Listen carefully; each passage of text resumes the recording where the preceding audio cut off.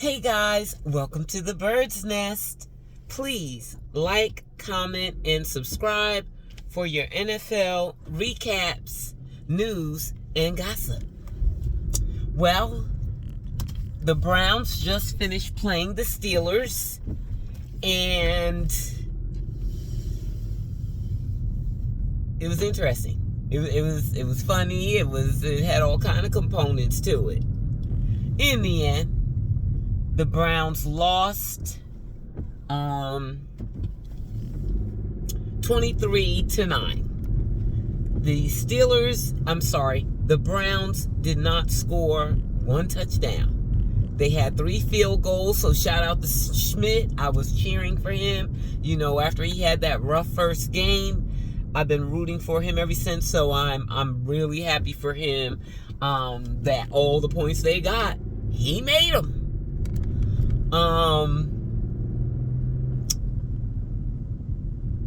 I told you guys going into this that, hey, they could have won this game because even though the Steelers were 4-1, they were not winning games decisively. And they didn't win this one decisively. The fact that the Cleveland Browns looked so bad when the Steelers were not playing well, and I don't have the stats in front of me. I don't know what the completion rate was for Aaron Rodgers, but I don't know. I don't feel like if it was high, it was because of shorter passes, because he was not having a lot of success on long passes. Of course, good enough to do better than the Browns. I think they got 2 touchdowns. They did get 2 touchdowns, and the Browns got none. Both defenses were keeping the teams in the game, and the Steelers were able to capitalize on it, and the Browns were not.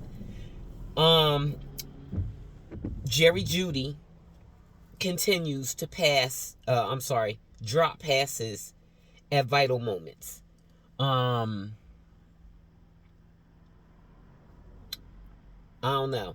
They said that he did well with Jameis Winston last season, but prior to that, you know, he kind of has a reputation for dropping balls. I don't know why he is maintaining that wide receiver 1 spot. I think it's time for them to reconsider.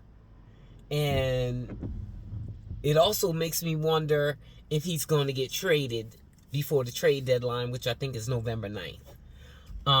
Very, very bad showing for him. Fannin has been consistent all season. He's a tight end, of course, and he's been consistent and part of this young wave that the Browns have, and I was impressed with him again. Njoku's been balling out lately, but kind of being in harm's way. So he did get hurt briefly, but he came back in the game, and I was thinking, okay, he had, rubbed his hamstring. So I said, okay, even if he's out, it won't be like for the season or anything like that. Because he's been balling out this season, but everybody's expecting him to be traded. He's like at the top of everyone's trade list, so we'll see how that goes. I'm thinking Jeudy, but we'll see. Maybe, that you got to see who's worth the most. Who else? Oh, Quinshawn, like I told y'all in my last video, shut down, just like Saquon. Once they find out you're a one-trick pony, they're not going to let you keep doing that. So you got to have other things to work with besides that one person. And the Browns don't have, they got Fannin, and he does well. And Njoku's been doing well. Who's another one? On offense. No. That's it. That's it. Oh, Gage Larvadain made some plays today. Almost got a concussion.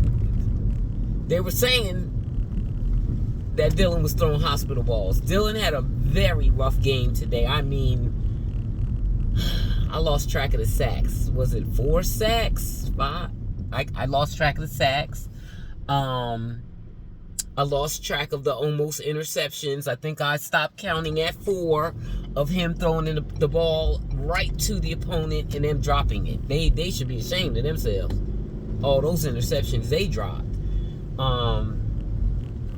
He had a really tough time today. And with Judy dropping balls, and I think Fannin missed one, but you're not going to catch them all. And Fannin had a solid performance.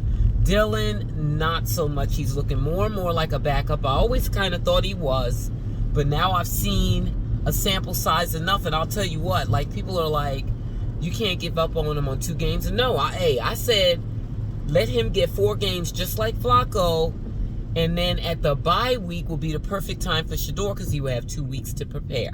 So I'm all on board with that. He's played 2 games. But I'll tell you what, Bo Nix and Jaden Daniels were 3-1 in their first 4 starts.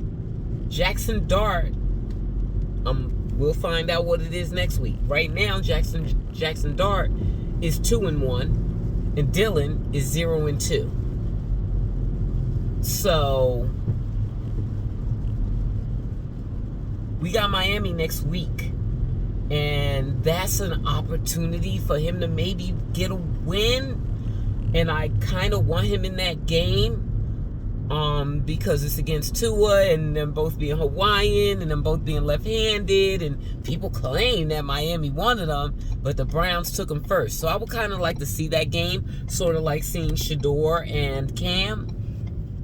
But at this point, I believe that Dillon looks bad enough that I could see the Browns starting Shedeur next week. Definitely by the bye week, because Dillon's not him. He's not going to get them any wins. He's what everybody projected him to be, and Kevin Stefanski wanted him so desperately and wanted him so early in the draft, when he had plenty of time. Just leave Dillon there and get some other pieces he might need and pick up Dillon later, because nobody was looking at Dillon before the 6th round.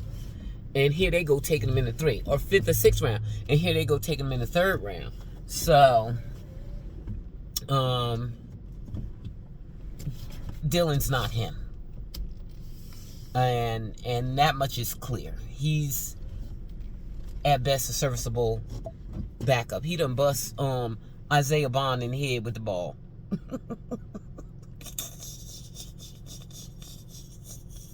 He done bust him in the head. I said, oh my God, what's happening? Bro, the game was funny, and sad, and made me just feel more and more that Stefanski needs to go. He's not a good coach. He can't pick talent. He did his best to develop Dillon. I've told you guys multiple times that throughout the preseason, Dillon got the majority of the reps, and this is the result of that. Imagine if he had gotten normal round 3 reps. He'd look even worse. Now, we know whenever Shedeur gets out there, he'll be coming out there with the least amount of reps. But I suspect that even under those conditions, he's going to look better. So, for Dillon today, I'd have to give him like a D-. Like, you know what? It might be an F. It's an F. I'll be trying to be nice to Dillon, but you know what? I can't be treating him with kid gloves. He's not good. Last week, they were so excited by him having some level of success with his checkdowns, even though they lost and didn't score. They did. What they have last week? Was it 17 points? That's like a high-scoring game for the Browns, so maybe that's why they were so impressed, because he had 17 points. They still can't get 20 points to save their lives, nor a win. So, the Browns didn't look good today. They lost 23-9. Dylan looked very bad today, and I'm going to still stick with Shedor's coming after the bye. It's not going to be any later than that. Like, I can't even imagine what could happen to make Shedor have to wait until any later than the bye to get in. And at this point, I could totally see him coming in next week. Totally. So we'll see. That's my recap of the Browns versus the Steelers in Pittsburgh. The Pittsburgh Steelers maintain their streak of the Browns never winning there in Pittsburgh during the regular season. That's that. Thanks for watching. You guys have a good day. And don't forget to like, comment, and subscribe. Mwah.